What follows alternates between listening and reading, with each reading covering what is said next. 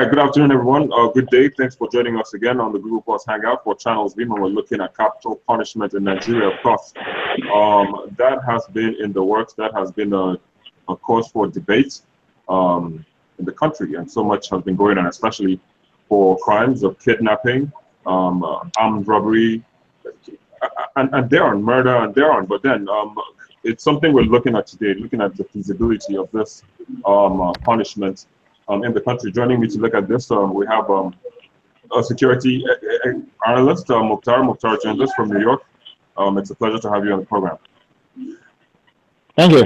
Yeah, sure, thanks. I know we also have Michael Abimboye, who joins us from Lagos, and he has been following the case involving one of the famous names in the world of kidnapping, so to speak. That's Evans, but yeah, he's known, his real name is Chukwudumeme Onwamadike, popularly known as Evans. So Michael Abimboye, thanks as well for joining us in the program. Thank you very much. All right, very well. So let me just Mukhtar, let me come back to you. Let me get your opinion first of all on what capital punishment is. Sure. Capital punishment is the execution of someone who has been found of committing a crime, which for which the punishment is obviously a death sentence. All right. So it's been a source or a cause for debate in Nigeria. What's the applicability level or rates? Like how soon or how feasible is it? So let me just put it that way, because there's been a lot of cases. What's capital punishment? Yes, please. Well, unfortunately, one of the biggest challenges with the Nigerian Penal Code is that if a crime is committed with a weapon, i.e. armed robbery, the punishment is death. So we have people who have committed crimes of necessity, and by that I mean maybe someone who not that they need to steal, obviously, we're not advocating theft, but people who have committed robbery because they need to feed their family have been executed. Still billions who get to love the streets and are hailed as political heroes. So from a feasibility perspective, it's been going on for many, many years. Is the application the most practical one? Is the law fair and balanced when it comes to what require or what the sentence is capital punishment? No, it isn't. So I mean, like you said now, so where are we getting it? It seems we are not getting it right. Is the legal system one of the problems? Because the legal system is one of the... Yeah, you made mention of... Yes, because again, because if you commit a crime with a weapon and it's considered sentenced to death are those who can theoretically be said to commit crimes of necessity below a certain higher amount. Whereas you have the people who are ruining the country, which is the political class, civilians, who when they get arrested and prosecuted, if they're found guilty, all they have to do is return some money, maybe get a jail term, which they can serve in a hospital if need be, and they get to walk scot-free. So that imbalance by itself is wrong. Now, are there situations where, yes, I think the death penalty ought to be applied? Absolutely. For example, murder. If someone murders someone else, I personally think that person deserves to die. If someone rapes someone else, deserves to die. If someone kidnaps someone else, I think that person deserves to die. So there are situations where, yes, it can be argued that the death penalty is justified. And there are situations where I personally believe it's the best possible. A lot of crimes which are committed in Nigeria which have death as the penalty. And those crimes, again, are crimes, could be crimes of necessity where somebody has to steal to feed his or her family, but because they have one, could even be a screwdriver, the penalty is death. I don't necessarily agree with that sort of application. You don't think people should work hard to earn a living for themselves or their families? They have to steal? Sorry? You mean, I mean, don't you think they need to do something legitimate to earn a living? for themselves? No, I agree that to earn something. No, absolutely. I don't agree with the crime. I'm saying I don't agree with the penalty. I agree that I agree that they ought to face the law. A jail sentence, a fine year to execute someone for a crime of necessity. I don't necessarily think that is the best way, or that's the best application of justice. Okay, But right. they should face the wrath of the law. There is no truth about. Okay, I'll come back to you in a bit. All right, Michael, you have been in the thick of things. I mean, looking at the case which is trending right now on the issue of kidnapping Evans, he's been in the news. He has accepted, he pleaded guilty to the charge. But then where are we first and foremost with that case?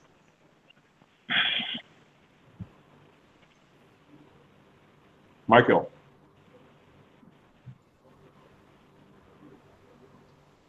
Hello, Michael, can you hear me? Hello, Michael, can you hear me? Hello? Hello? Yeah, can you hear me, Michael? Yes, I can hear you. All right, so very well. I was asking you, in terms, you have been in the thick of things in terms of the case, Evans's case, and we understand, we know it's... What's it? Come again. Okay, I said we know that Evans has already pleaded guilty to the charge, but then where are we with the case in terms of the handling? Because we've also heard issues of the charge that he was, because we understand there was one in 2015 and then there was another in 2017. So there's been a bit of confusion. Well, I think the other charge is coming up against Evans, so I think it's too early to discuss that now. I think the police are still coming up with about 9 more charges, I think so, 9 or 10. So let's wait till the whole charges are brought up against him, then we can now decide, okay, this is where we are facing. But of course, he has pleaded guilty, so it depends on the law, that it depends on, it's just left for the judge to use the law to decide whatever punishment it deserves. But of course, this is Nigeria. I'm not sure it's going to get a death sentence. It's probably going to get a life sentence, and we know probably if he spent 15, 10 years in jail, maybe pardon and he'll be out again. But of course, you can't really say. All right, so I mean, everything happened in Lagos, and in Lagos, we know that the capital punishment has been set into law. Like we know Governor Ambode, made strong statements and even commitments to that effect. Are we going to see that happening? Will this be the first test? Will this be a litmus test for the commitment the government made? Well, if the government is going to make a mark and to serve as a deterrent to other criminals, I think he has to.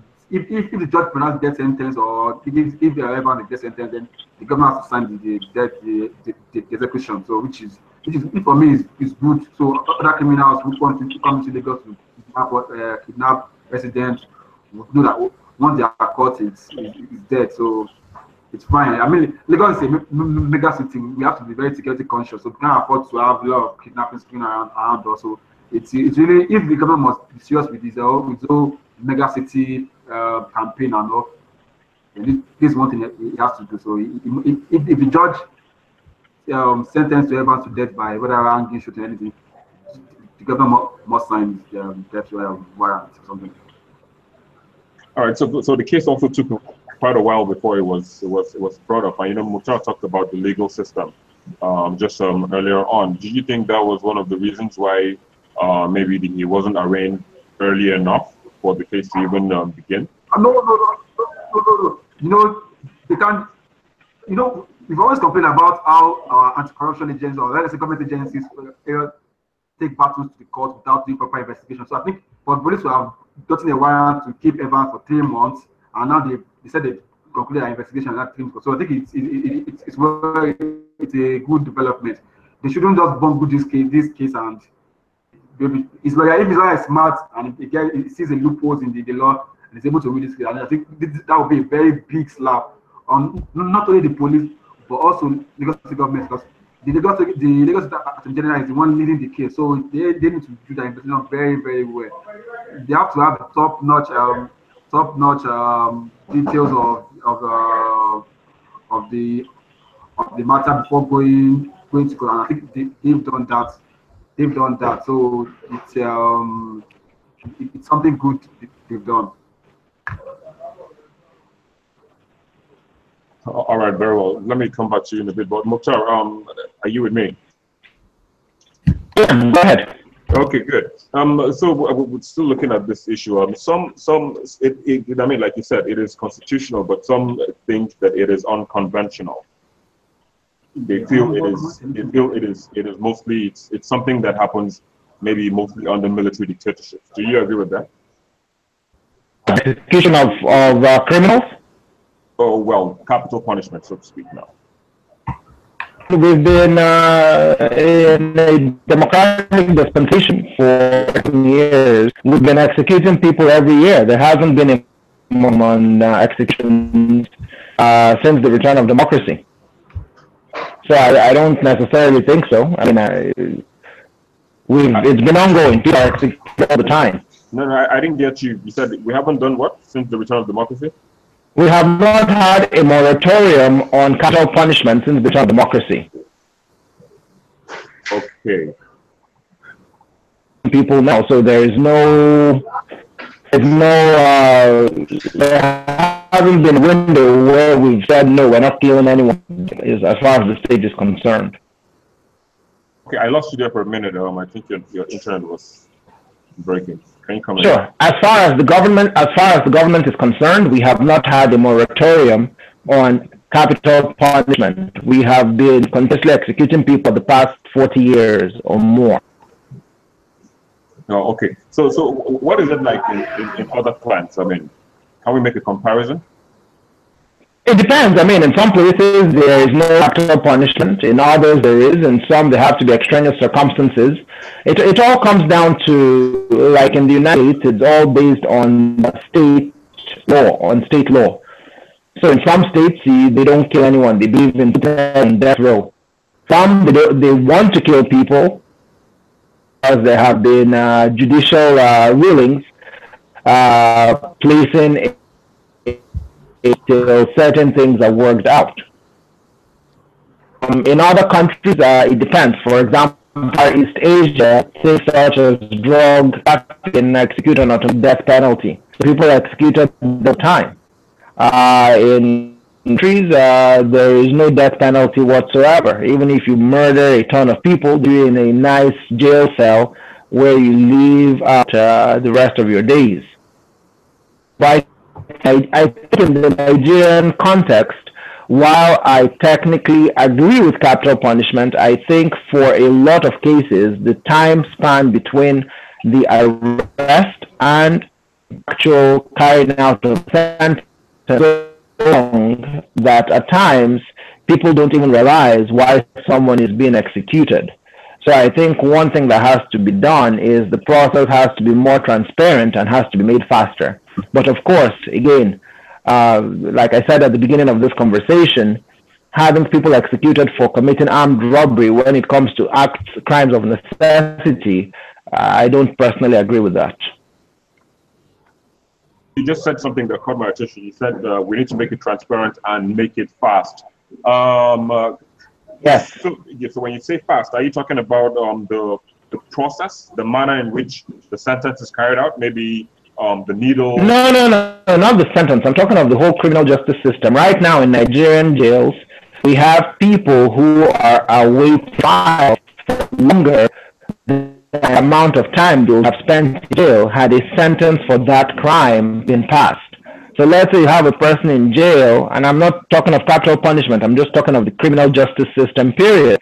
Let's say you have a person in jail for a crime that carries a mandatory 5 years, but this lady has been in jail now for 7 years awaiting trial. Even if found guilty, but they've been in jail for 7 years awaiting trial. That isn't efficient. That isn't effective. Of going to the next step, which is capital punishment, where you have someone commit a crime in whatever year, and before they get to trial, it takes a long time. Trial is concluded, it takes even longer. And at the end of the day, when they're executed, people don't even know what and why they're being executed. That's no longer a societal deterrent. Okay, so before we go on, before I let you go on, let's the issue of the process, which is best, because they could just put the needle through and then you're gone. They could do a hanging, firing squad. I mean, some might argue that some of the processes actually violate one's fundamental human rights. Do you agree?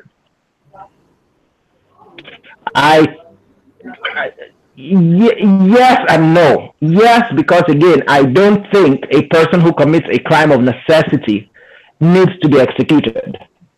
Again, a crime of necessity is a person who needs to feed his family, who enters a store, brandishes a screwdriver and says, I need a bag of rice. That's a crime of necessity. That kind of person, I don't think he or she deserves to be executed. They need to go to jail because they've broken the social covenant and engaged in a crime, but they don't need to be executed. An armed robber who brandishes an AK-47 to rob someone of their belongings in their house or their car or what have you has, for lack of a better term, surrendered his rights to quote-unquote human rights, absolute human rights. So if that person is executed via beheading, via firing squad, via being dropped in a vat of acid, is what it is. I have no sympathy for those people because what they've done has caused grievous harm to other people. Those people have also taken the lives of others. So I have no sympathy for them.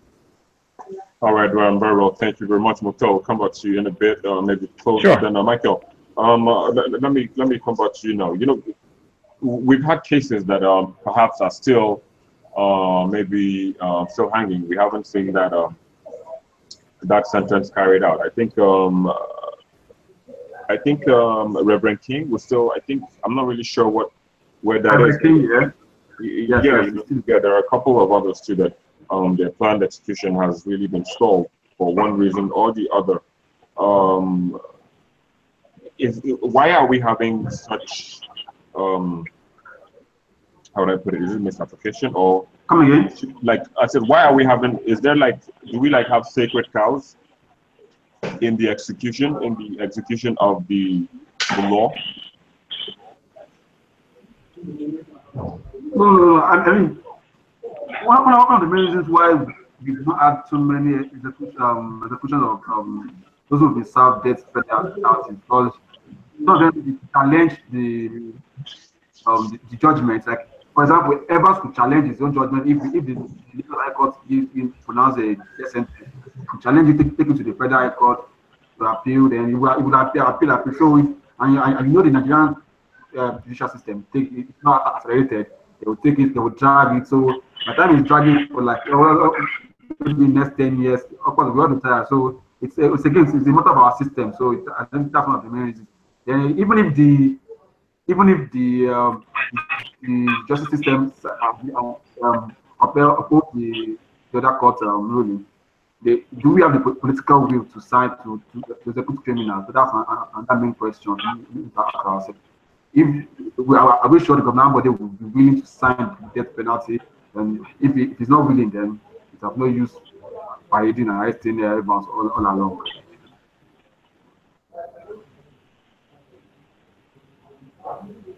Hello. Yeah. Sorry about that. So where do you see us heading? Where do you see? I mean, just wrapping up now. We need to have a better judicial system, and I think that's just a strong political will. And I think the ones we've had, so the death sentences that have been passed, they should be executed, and the government should sign and let's because I mean it's going to discongest the prisons, it's going to serve as deterrent for other criminals, it's going to save us of feeding prisoners. I mean, the other time we heard the Minister for Interior saying the prison in Nigeria spend 14,000 naira a day. I mean, if the prison spend 14,000 naira a day on feeding, that's much. So if we start executing some of those who are on death row, fine for us. We use it congests the prison, it reduces cost and all. So that's way forward for me. All right. So yeah, just in wrapping up, don't you think these capital punishments should be transmitted to life imprisonment, maybe a life sentence? No, I don't think so because you know that there's case pardon. So if a criminal, let's say a criminal like Evans is on life sentence now, and he has been of good behavior for let's say next 10 years, one day one government will come and maybe grant him state pardon, and that's why Evans out again. He's enjoying his billions, so-called billions. Yeah. So, but what use is the whole process? If someone has committed such crimes, I mean, he should go. I think we have to of some of his being kicked. So if he could kill some victim or his victims, I think he also should go. That he also should go too. That's it for me. So for going forward, it shouldn't be converted to life imprisonment for people on death row. I don't think so. All right, thank you very much. Mukhtar, what do you think about that? I capital crimes, rape, murder, crimes, very serious economic repercussions. I am all for the death applied. The exception again is for crimes of necessity. I don't think we need to execute the poorest of the for do things which are being done for them to be able to families. I don't think that deserves, the death penalty. But for people who murder other people, attempt to murder other people, people who are big time drug dealers, people who are rapists, who are economic saboteurs, I have no problem being applied. All right, thank you very much, Mukhtar. Daniel, you joined us from New York. Mine. Michael, of course, Michael, you joined us from Lagos as well. Thanks to you two for sharing. Michael, thank you. Yeah, so that's that's where we have to wrap it up or leave the conversation. Thanks once again. It's a Google Plus Hangout for channels being learned. I am Victor Matthias. All right.